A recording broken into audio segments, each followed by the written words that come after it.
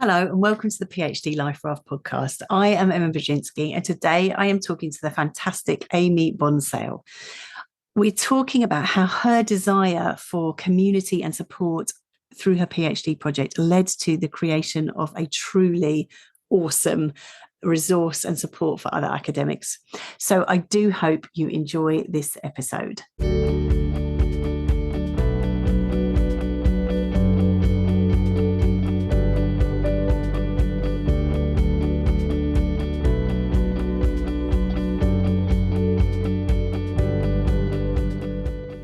Hello, Amy. Hi, Emma. It is so lovely to meet you. And we're already talking about meeting again. So that's good. That's a good sign. So thank you so much for your time and for being here. I know you are super busy. And I also know that you have got a great story to share. So I'm excited to explore that with you. We're going to start the way we always start in terms of telling us a little bit about your PhD journey into it and out the other side. Sure. So, my PhD journey probably started many years before. Love that. Well, my dad did a PhD while I was growing up, so I vividly remember him doing it. Right. And him doing it while he was trying to work full time and had 4 kids, and my mum diligently and very helpfully, she was an English teacher, so she proofread the entire thesis, which was on container transportation management. Blimey. So, yeah, very different field from mine. And as it turned out, my dad, in the end, we were meant to graduate the same year, because I went to John Moores for my undergraduate where he did his PhD. And unfortunately, he ended up graduating the year after, so we didn't quite meet up. But to some extent, though, I really felt like he deserved that day to be his own, because the work he had put into it, I was actually, he deserved to own that day fully. So I like that. You warmed it up for him. You warmed up the stage for him. Yeah. So I was very fortunate that I was aware sort of what a PhD was, and I had that contact with it. But I had a very different career trajectory. I was freelance thesis director for a very long time. I'd qualified as a teacher, so I'd done sort of I'd had my own career route, and then I was doing a lot of intercultural theatre work, and I realised that when people were criticising my work, I actually didn't have the tools or framework to really intellectually deconstruct their argument and justify the worth of what I was doing, even though I knew it was worthy. Right. And on that basis, that was what really drove me to want to actually undertake a PhD study, because I was to an extent doing quite complicated work that was sort of contributing to knowledge, I suppose, contributing to the arts. And I thought, well, if I'm doing this work anyway, actually, I can do it properly if I undertake structured PhD with it, and it will make me better and it will help me to publish and everything. So that was why in the end I decided to undertake a PhD. That all sounds very straightforward. It actually wasn't at all, because throw into it that I'm severely dyslexic. Right. I wasn't invited back to my school to do A-levels. I've always had an incredibly difficult relationship with writing. And so going back to doing that was not an easy thing for me to do by any stretch of the imagination. Also, my second daughter was 6 months old when I started my PhD. So I was breastfeeding in my first supervision meeting. So and then I sort of did it slightly the wrong way around, in that I did know what the practical project was going to be, because my PhD was 50% practice-led research. Sorry, It was practice-led research, but 50% of my thesis was practice-based. Got you. And so I knew the construction, which is unusual for a PhD. Normally you go into it and you don't really have a clue. You look for the gap and then fill it. I came to it slightly differently. But I suppose in that basis, because I had a clear structure relatively early on, that was kind of beneficial because I had a very, very clear direction with it. And I did know what the expectation was in terms of what the outcome might be, which was helpful, especially because when I was it was the day before. So I remember I spent Christmas 2014, 15 desperately trying to write up my upgrade, 10,000 word upgrade chapter over Christmas. That was a nightmare because EndNote kept crashing and scrambling all of the hundreds of citations. So don't use EndNote, folks. My takeaway, use Zotero. Am I allowed to do product placement? I feel like I need to do a BBC moment of like, the products are available. They are, but they're all rubbish. Use Zotero. There you go. That would be my advice. There you go. And it's free and it's great. Yeah, my personal opinion is.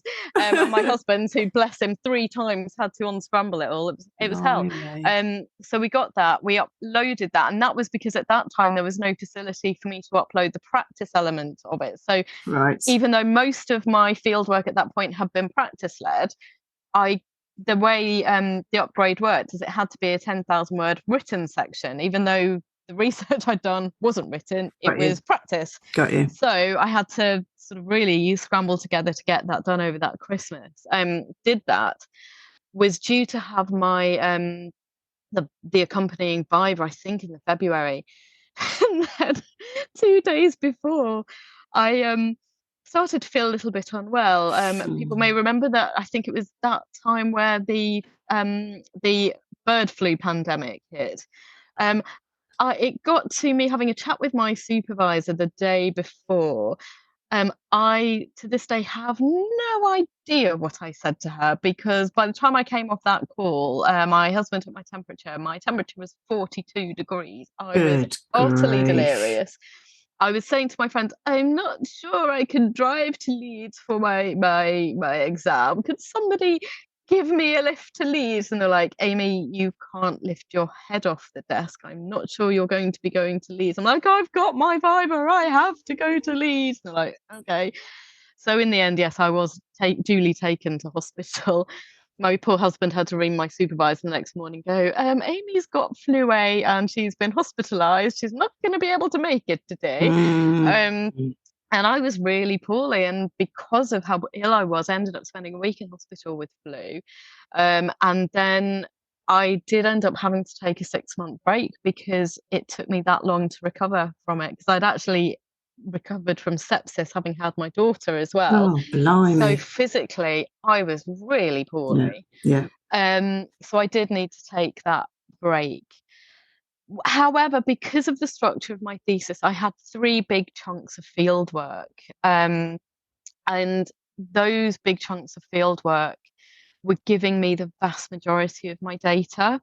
So what it meant was that because of where my illness fell, whilst I took a break, I was still able to do sort of thinking and reading and that sort of thing, which I did. I recovered as well. I'm not in any way saying you ought to use your recovery time to carry on working. I'm not. Right. And also the other thing to say is that there's this tendency to say you must be working 24/7. Well, I had 2 young children. I had to do work and everything. I couldn't do that. I had to be extremely good at managing my time, and I was very good at managing my time. I worked incredibly hard, but that did not mean that I was working all out every single day, 7 days a week for the entire duration of my PhD, because it doesn't always work like that. You need gaps and you need thinking time, and that time is incredibly valuable. Downtime is extremely important, and it's as much of a part of the process of consolidating your work as sitting, reading, getting the new knowledge. So this idea of constant working is neither healthy nor actually very productive. And so, I took my gap, but because of the way my PhD was structured, actually, I still completed within 3 years. That was because I was just incredibly good at managing my time. I didn't hang around. The best advice I got from anybody is that they, do a PhD quickly, and that the best PhD is a finished PhD. And that is true. No PhD can be perfect, because knowledge is by definition not perfect. And if you're in sort of the humanities like I am, you're largely dealing with people, and people move, people change, the world moves on. So you can never be perfect. But what you have to do is really get to a point where you've managed to meet the expectations of the scope of this piece of work as best you can. You've been able to answer the questions you were interested in to an extent that actually that means that the work is valuable and has something useful to add and to say. But there comes a point when you need to step away from it, because the world changes and the research moves on in a different direction, and that's okay. Okay, so we all need Amy on speed dial now, right? Because this is golden. No, this is so golden in terms of what you just said there, in terms of the best PhD is a finished PhD, and this sense of what comes through so clearly and the way you're speaking is about the project managing of it. Okay, I've got this work here, this will work, this is this, I'm going to set this up for that.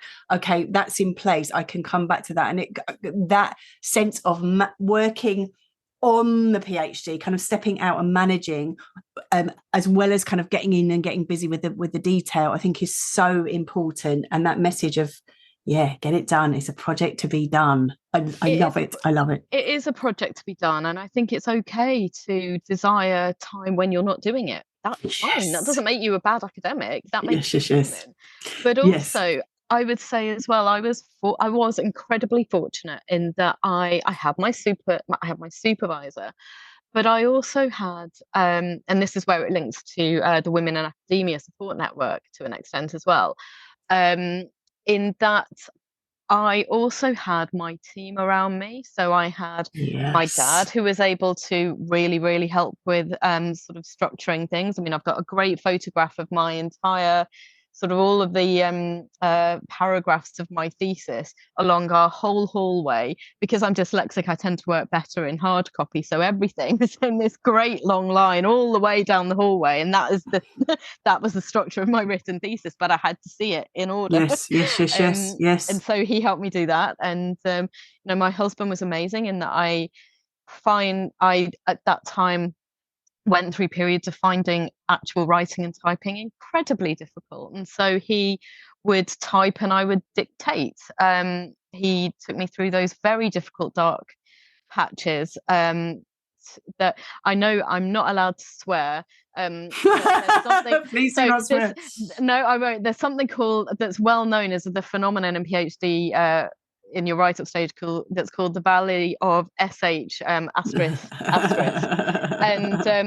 And I was well and truly in there. And when I was in there, I had my team who were able to just keep me going a little bit, and it just keeping going a little bit, even when, honestly, I mean, I sound like I breathe through mine. That is not true at all. It was hideous. There were times when it was unbearably awful, and it was just soup, and it was a mess, and I didn't know what I was doing, and I couldn't make it work, and I couldn't afford to keep going, and it was taking me completely away from my children. I was just, I've been through some awful times with it. However, I just kept telling myself that this time is going to pass anyway, and either I can push through, having got to this stage now, and go, I've submitted a thesis. It might be the worst thesis in the world, but you know what? I've done it. Yes. Or I can walk away. And that work's it's all been for nothing. So I've got anyone who gets to the point of going, I'm just going to hand it in. I don't care. Even if I get major corrections, if I get an MPhil, it's fine. I handed it in. That's huge. But also if you really get to the point where it is so monumentally damaging to an aspect of your life, either financially or your family or your mental health, to walk away from it, that I really respect people who can do that too. I really, really do. And it's about you making sure you retain some control over it, because it is very easy to allow it to control you, and it will try and control you, and the system will try. But you have to remember that you are at the center of all of this, and that you have to make it work for you. But get your team together. Get your team together, because they'll help to keep you grounded. They will help you. You don't write a big PhD thesis. You do little bits at a time, and eventually the whole thing comes together to be a great big book. But it doesn't start like that, and you don't write it like that. It's little achievable goals, and that's true. Genius. Little bits at a time. There's so much good stuff in there. So what I want to kind of get to now is the bit that you mentioned, because again, what your story is a lot about is about life happens. Life doesn't stop because you are doing a PhD. You still have little people to care for. You still get poorly. You know, things around you happen. You know, things. The washing still needs to be done. All of that. And so life happened to you in a big way during that journey, and you did have to take some time out. And then you what happened in there was some magic, and we wanted to kind of focus on that. So this sense of you'd already talked about the way that actually that break allowed you thinking time as well as getting better time, although the getting better what has to be the priority, as we've already said. But also coming out of that time was this Women in Academia Support Network. So tell us a little bit about that. So what I would also say, just to backtrack just a tiny little bit, the thing that also kept me going was that the type of research I was doing was incredibly collaborative. And I was incredibly fortunate in that the people who I created the work with were enormously generous with their stories, their time and their expertise. And actually, for all of the trials and tribulations that I was going through to write it up, I did feel a strong sense of responsibility towards honouring the time and commitment that they had seen in me to give up their own time to support this work. And that really did keep me going, because it was something, while I'm just almost contradicting what I've just said, in terms of the project management, yes, it was about me and I had to control it. But with that comes a responsibility, and my responsibility was to the participants and the colleagues who had worked so hard with me and who believed in the work, and that had to be respected. And I did everything I could to ensure that I kept myself healthy and grounded to be able to honour the work, and that was very important to me. It is really important, and to remember that. And I think that's motivational for so many people. It's like this work is for those people. I dedicate it to it. And in fact, some people I know have a practice that every time they sit down at the computer, they dedicate that working session to whoever or whichever group, so that it was really motivational, and it's there very much in your consciousness. And how gorgeous that helped, that really was a very important part of your story. Well, I think it's a healthy boundary, because yes, it's about you to get the PhD, but also it is a form of work, and you are working. And so if you define yourself solely by your work, then that's unhealthy, because actually you're in a position of responsibility and you need to behave professionally. And to behave professionally means that you need to problem solve the things that come up, you know, in your life and everything. You have to problem solve in a professional way. And some things are really awful and really difficult, but you have to deal with it. My dad was diagnosed with prostate cancer in amongst all of this as well. I was determined.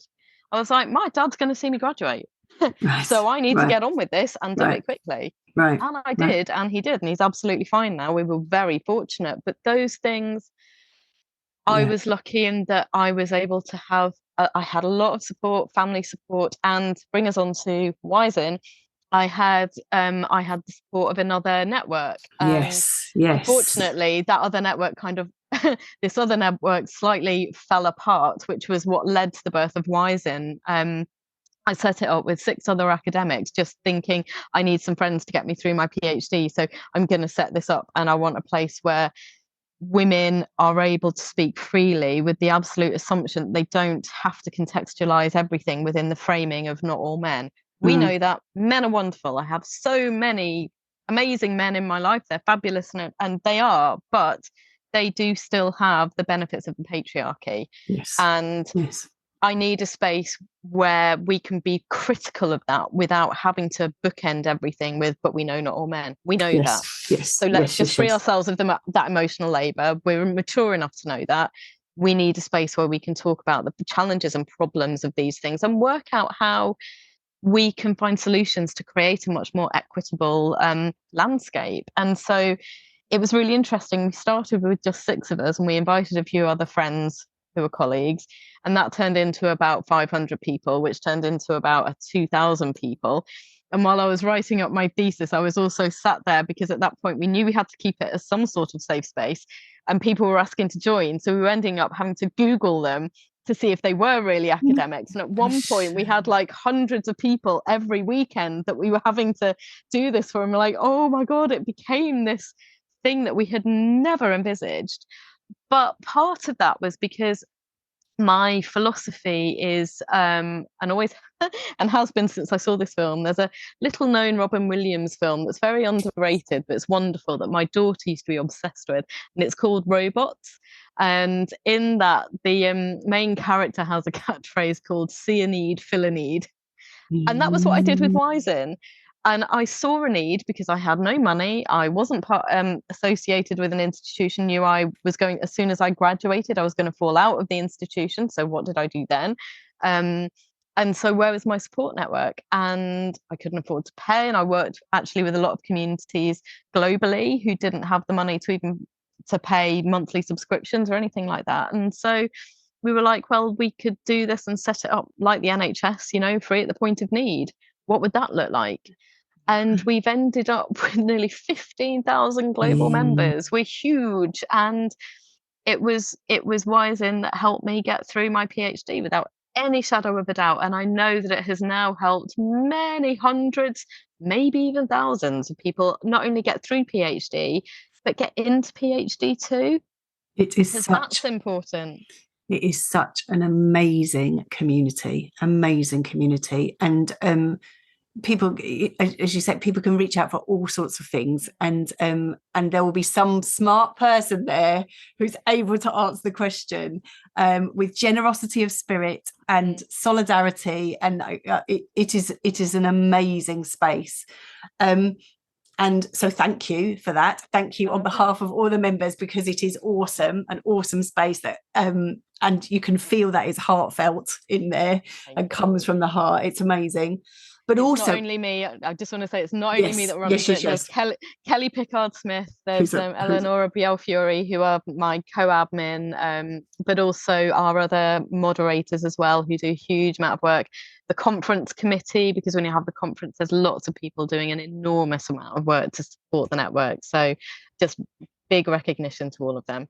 We love a shout out. We love a shout out here, and we will have the details of the community in the show notes. People sure. Would like to join. But I think what we wanted to really kind of attend to in this, as well as kind of celebrating that community and letting people know that it exists, is that came out of an interruption. And I think because interruptions in study can feel like, oh my goodness, this shouldn't be happening. This isn't that actually magic can happen in that, and this sense of having space and to be able to do that thing, to fill the need, to be able to take time to attend to yourself and therefore others in that. And I think there's a message in that too, in terms of looking for your support, then led to support for thousands and thousands of other people. Yeah. I think that the kind of attending to the magic of taking time, really. And I think there's something to be said for trying to really see what is happening in front of you, because I am not somebody who is naive enough to say, oh, you can solve anything. Nice. You know what?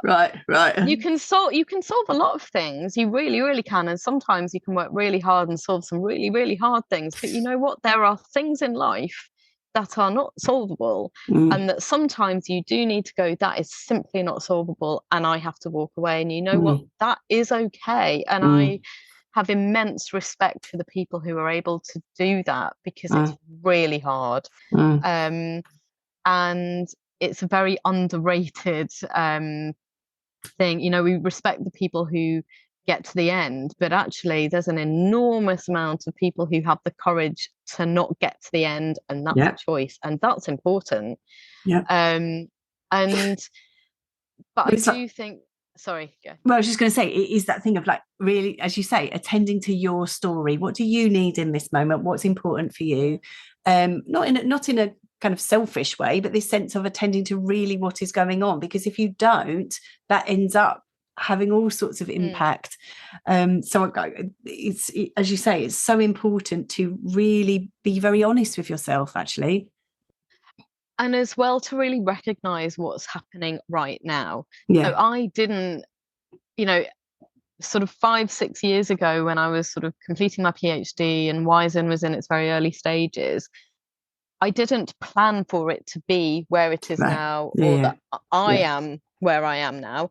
I had an idea of the things that interested me and the things that I thought were valuable and that I wanted to achieve, but I didn't know or have any guarantees with any of it. But what I was able to do was look at the reality of what I had now and try and build incrementally on what I had, and then build some more and build some more. And I've taken quite an odd career trajectory. I was an RA in a school of science and engineering for nearly 4 years, which is very different from my background, because the reality of doing a postdoc is that they're very few and far between, and you take what you're able to secure. So it does look a bit weird on my CV, but that's the reality that I was in, because I had children to feed. I'd love to have a direct career trajectory, but that just isn't the reality for people anymore. And the more we can normalize that, the more we normalize having children, the more we normalize illness, chronic illness, disability, the fact that actually, is there, this idea that, quality, diversity, inclusion, I see statements a lot saying, oh, we've got more diverse student bodies now, more diverse staff body, etc. Actually, to an extent, diversity of different types was always there. It's just we didn't talk about it, we didn't acknowledge it. We didn't talk about mental illness, we didn't talk about disability, chronic illness, or anything like that. And actually, I'm fully aware that we have very white, very middle class, very ableist structures, and we still do. But diversity to an extent was there, but it wasn't talked about. So now we really need to also understand that what we're doing now is really trying to give voice and space to new people, to bring people in, but also there was an element of diversity there which was ignored, which was downgraded, which was invisibilized. And so it's really, really important to acknowledge that there have always been disabled people working. It's just we didn't talk about them or give them space or voice. And so, now it's fantastically important that we keep having these conversations, albeit progress is so slow. Well, exactly. And it comes back to that sense of seeing what's in front of you, isn't it? Seeing what's really there, working with what's really there. Oh, Amy, I love it. Well, this is the thing. Everybody has needs. And I do so wish that when you fill out those forms, when you're applying for a job or when you're new in post, sort of, do you have any reasonable adjustments that you need, all that sort of stuff, which is, okay, it's important. Everybody has needs. This is the thing. Everybody has needs. What you need is a blank piece of paper saying everyone has needs. You might be able-bodied, but have a really terrible financial situation. You might be caring for somebody else. You might be a cisgendered, middle-class white man who might also have a terrible struggle with a mental health need. Everybody has a need, everybody. And I really, really hope that one day we will move to that understanding of that everybody has a need. So how can we meet that? But then that would take away what's so isolating, and that you feel like you have lots of needs and you're really struggling and nobody else is, because it's not true. Yes. As I say, we do need you on speed dial. This is important, but I think that's what this podcast is all about, is like everybody. And I love it. You said it today. I did my PhD the wrong way round. Everyone does their PhD in their own way. Exactly. And lots of people spend their time thinking, I'm not doing this properly because I'm doing it like me. And it's like, you are totally doing it properly. If you're doing it your way, totally. right, I'm aware of time now, because I'm also very aware that I could talk to you for so much longer, and hopefully we'll have lots of more conversations. And so I'm going to do my reductive thing in terms of saying, Amy, there's been so much gold in here, and now I'm going to ask you for a top tip or top tips to just finish up with for people to take away. Yep. Put your own oxygen mask on first. I love it. And also Vitero. And also Vitero. I will die on that hill. And is it a coincidence that you have a Zotero t-shirt? Oh no, I'm just kidding. I'm kidding. And I happen to be on commission for them now. I accept no brand placement. Well, Amy, thank you so much. As I say, thank you for being here today. Thank you for all the amazing work that you have done, and I know continue to do. And I know you've got big plans for where things are going, and that is exciting. Thank you so much for your time and your generosity of spirit. And that's a pleasure. And I was just going to say, I'm always very happy for people to email me. Okay. Playing it forward is I was helped so much, and it is massively fundamental to me that I received help and I took help, but that I play that forward and give that to others coming up. So please, I'm very happy for anyone to get in touch with me. Amazing. And as I say, we'll have all the details in the show notes. Thank you so much, Amy, and thank you all for listening.